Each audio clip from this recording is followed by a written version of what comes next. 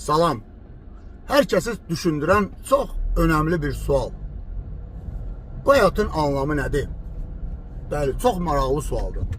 Əvvəla suala cavab verməmişdən qabaq, məni tanıyan insanlara, yəqin ki, izləyənlər, görənlər, bilənlər məndə baş verən bu dəyişiklikləri müşahidə edirlər, bu fərqi müşahidə edirlər. Bax, bu özü bir sübutdur. Yəni, bəli, mən o qaynağı tapmışam. Müəllim yanına getmirəm, bir yerdə sadəcə yaşayıram həyatımı, həmişəki vüqaram. Amma mən o bulağı, o qaynağı tapmışam. Halbuki hamımızda o var.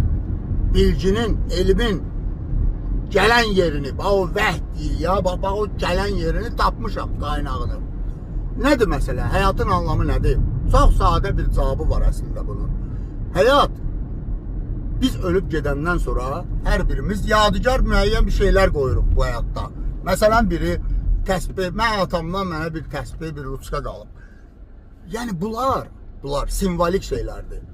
Ev, maşın, gəmi, təyyarə, mülklər, bunlar səni xatırladan bir şeylər deyil. Bunlar sənin əsərin deyil.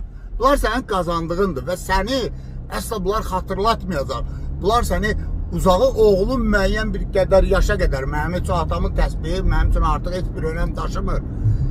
Bunlar sadəcə simvolik şeylərdir. Amma bu dünyada hər bir kəsin, bax, həyatın anlamı buradadır.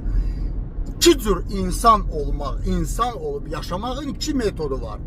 Bir, robot olaraq yaşamaq. Yəni, sənə öyrədilənlər, sənə təbliğ olunanlar və sənin beynivə yazılmışları təkrarlayaraq bu həyatı yaşamaq.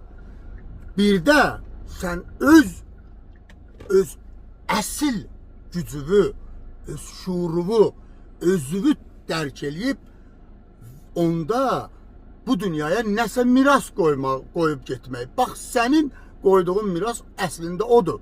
Bu, bilirsiniz nədir? Bir yaradıcılıq. Yəni təsbih, evlər, 16 mərtəbələr, bunların heç biri səni xatırlatmayacaq.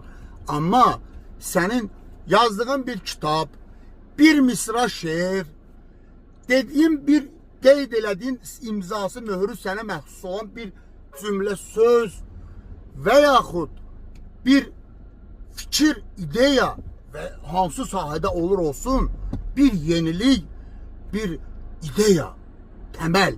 Bax, insan olmağın anlamı budur. İnsanlıq bu cür təşəkkül tapıb bu dünyada. İnsanlıq məhz belə formalaşıb. İnsan sosial varlıqdır. İnsan bir-birini öyrədərək